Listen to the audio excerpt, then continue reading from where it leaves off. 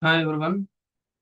Today I will discuss about the basic, very fundamental topic in electrical circuits, that is Ohm's law and resistance and current calculations when a given circuit.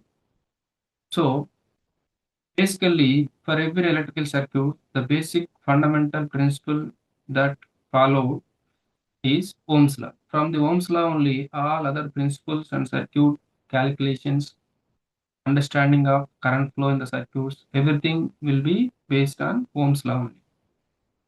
So we'll start from Ohm's law and we'll come to examples of resistance calculation in series and parallel circuits or a given circuits, current calculations, and also we'll observe in place of resistors, if there are capacitors, then how to calculate equivalent capacitance value, etc. So we'll discuss these topics in this video. Now we'll start with Ohm's law. So Ohm's law states that at a constant temperature, the current through an ideal resistor is directly proportional to the voltage applied. So it simply states that at a constant temperature, current through resistor is directly proportional to voltage applied. That means current is proportional to voltage. So here, for example, if you take a resistor or a material, any material having some resistance value, so when you apply a voltage, applying voltage means, for example, if you take a material or a current wire or a resistor or any material and supply voltage through some battery or any other power supply. So when you supply the voltage through battery or any other form, then there is a current flow through that material. So that current, let us say I, applied voltage is V, so both are directly proportional. So this is valid only for resistors only, or resistor based circuit, or the resistor based elements. I proportional to V, that is also V proportional to I. When you remove this proportionality, so it will become some constant value. So V equal to some constant into I. That constant value is called as resistance, represented by R. The units of resistance is ohms, OHM, ohm, or the symbol is ohm. Where I is the current, the units are amperes. V is the voltage, the units are volts.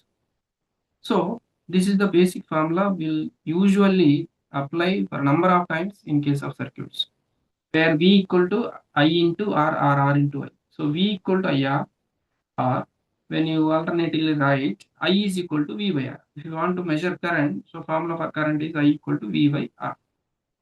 Okay, or V equal to IR. So both formulas are usually will apply for solving the circuits.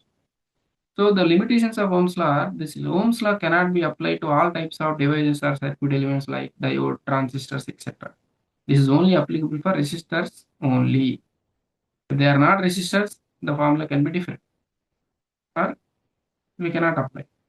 Similarly, this is only applicable for constant temperature. If the temperature varies, we cannot able to identify the same relation. So there are some limitations, but of course, if the circuit is having resistors, voltages and currents, then we can directly apply this Ohm's law. Now, from this Ohm's law, we can able to identify equivalent resistance in the circuit, current flowing through the circuits, voltage across some resistors, etc. We can able to solve some circuit problems. So out of this, first basic one is how can you calculate resistance in series and parallel combination of circuit. For example, if there is a circuit having number of resistors like this, how can you calculate equivalent resistance between these terminals A and B? Before going to this, we should understand when the resistors are in series, what is the equivalent resistance? Suppose if we assume these three resistors are in series, how can you identify these three are series? That means all these three resistors are connected on the same line like this. And similarly, first resistor end point must be the starting point of next resistor. Like that, all the resistors are connected. Then either vertically or horizontally, then we can assume that the current is uh, the same current flows through these resistors. So that we can say that these three resistors are in series. So when these three resistors are in series, the equivalent resistance formula is sum of all the resistors R1 plus R2 plus R3. And all of you carefully observe that when the resistors are in series, the current flowing through the resistors are same. That means what is the current flowing through R1? I. What is the current flowing through R2? That is also I. What is the current flowing through R3? Also I. So current is same in series combination of resistors. Next, when the resistors are in parallel, how can you say they are parallel? Suppose this is one resistor, second resistor, third resistor. All the three parallel resistors are connected on the same point. So starting point, ending point must be same for all the three resistors. Then we can directly say that they are in parallel. And also another condition is the current flowing through the parallel combination is divided. That means current through R1 is I1, current through R2 is I2, current through R3 is I3. So current is divided into three parts. But here current is not divided. Total current is same. But the voltage is divided. Suppose what is the voltage across V1? R1 means you cannot say all V's. But you can say voltage across R1 is V1, voltage across R2 is V2, voltage across R3 is V3. So voltages are different. Current is same in case of series resistors. Similarly, currents are different like I1, I2, I3, but voltage is same in parallel circuit. That means what is the voltage across R1? V. What is the voltage across R2? V. What is the voltage across R3? V only. So this is how the resistors are connected in parallel. If the resistors are connected in parallel, the equivalent resistance formula is multiplication of all resistance by sum of all resistance. So R1, R2, R3 by R1 plus R2 plus R3. Okay. So of course, everybody know how the resistors are connected in series and parallel by looking at the diagram. But make sure that in series resistors, current is same. In parallel resistors, currents are divided. Now, let us come to an example. How can you calculate the equivalent resistance from this given circuit? So there are number of resistors are there. How can I identify whether they are in series or parallel? For example, let us randomly take 6 ohm, 3 ohm. How can I say that they are series or parallel? We cannot say because if they are in series, 6 ohm must be connected like this. There should be no other connections. Then only we can say 6 and 3 are series. But there are multiple connections. Similarly, 6 ohm, 4 ohm can be called as parallel. But here they are not parallel because 6 ohm, 4 ohm, if you are said to be parallel, then there should be no 3 ohm here in between. So starting point, ending point must be same. But here ending point are same, but not starting point. In between there is a 3 ohm resistor. So we cannot say. So we cannot say either series or parallel for all these three circuits. But at the end, 4 ohm, 5 ohm, 3 ohm, definitely they are in series. So clearly they are connected one after the other. So when you assume current, suppose assume current direction as a water flow. So current direction and the current is flowing through 4 ohm resistor is the same current flows through 5 ohm resistor, same current flows through 3 ohm resistor. So same kind of water flow. Like this, we can say that these three are in parallel. So we know that first step is identifying that 4 ohm, 5 ohm, 3 ohm are in series. So series resistance equivalence is 3 plus 4 plus 5, 12 ohm.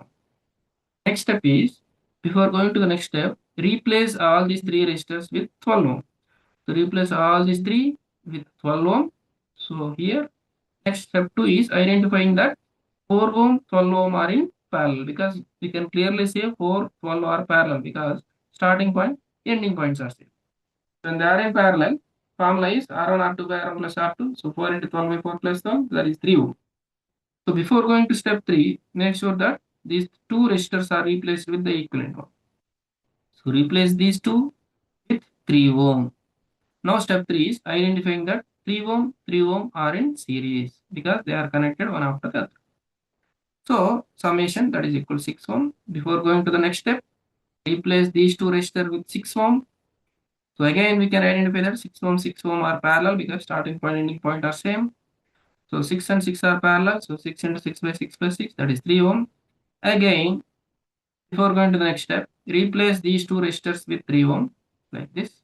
So clearly saying that 4 ohm, 3 ohm, 3 ohm, all these three resistors are in series. So summation is 4 plus 3 plus 3, that is 10 ohm. So total final equivalent resistance is 10 ohm. That is the final answer. Similarly, there will be different kind of problems like determine the total resistance and total current in the given circuit. So again, there is some circuit having number of resistors. There is a voltage applied, 6 volts. So we need to find resistance as well as total current. But before calculating the total current, first calculate the equivalent resistance and then current. Because we know that current formula I is equal to total voltage by total resistance. So V by R equivalent resistance or total resistance. So we know that voltage is 6 volts, but we don't know about equivalent resistance. If you find equivalent resistance, then simply I equal to V by R. According to Ohm's law, we can easily write I equal to V by R. So from Ohm's law, we are using this formula. So we are going to calculate this R equivalent, then substituting here. So to find R equivalent, so between these two terminals where the voltage is applied, we need to calculate equivalent resistors. So first step is identifying that 10 ohm, 20 ohm are in series because we don't have any clarity about 12 ohm and 40 ohm. So 10 ohm, 20 ohm, clearly they are in series connected on the same line. So summation is 30 ohm. So replace these two resistors with 30 ohm. Then this is the circuit. Then 30 ohm, 40 ohm, clearly they are in parallel because starting point, ending points are same. So when they are in parallel, so equivalent is 30 into 40 by 30 plus 40. So it is 17.14 ohm. So before going to that, replace these two with the equivalent resistance. So replace with 17.14. The remaining is 12 ohm. So clearly 12 and 17.1 are series. So when they are series, equivalent resistance is 12 plus 17.14. So 29.14 ohm. So finally, all these four resistors are replaced by the equivalent resistance, that is 29.14 ohm. The given voltage is 6 volts. We know that current formula according to Ohm's law, that is I equal to V by R. So V equal to 6, R equal to 29.14. So the final answer for current is 0.206 A, that is amperes. Definitely should indicate units after every parameter. So it is amperes per current. So this is all about how to calculate equivalent resistance and currents in a given circuit. Similarly, if you find same kind of circuits with capacitors, then what will you do? So don't worry about that. The formulas for series and parallel combination for resistors are reversed when you apply formulas for capacitors. For example, if the two capacitors are connected in series, so the equivalent capacitance will be calculated as C1 C2 by C1 plus C2. That means the same formula used for parallel that should be used in series. Okay. So resistor parallel formula must be used for capacitor series. Similarly, resistor series formula must be used for capacitor parallel. So that means formulas are reversed. That's it. Suppose 4 farad, 3 farad. So farad is the unit for capacitor. When these two are series, so we need to apply parallel formula in case of capacitor. So multiplication by sum, 4 into 3 by 4 plus 3. Similarly, when something 12 by 7 and 5 are parallel, simply we need to add like a series resistor calculation. So formulas are reversed, but the process is same. Okay. So this is how can you use a basic Ohm's law and series resistor calculation and capacitor calculation, current calculation in a given circuit. So this is all about this video. In the next video, we'll discuss about what is KCL and KVL, how to apply this KCL and KVLs to the given circuit to find out currents and voltages. Thank you. See you in the next video.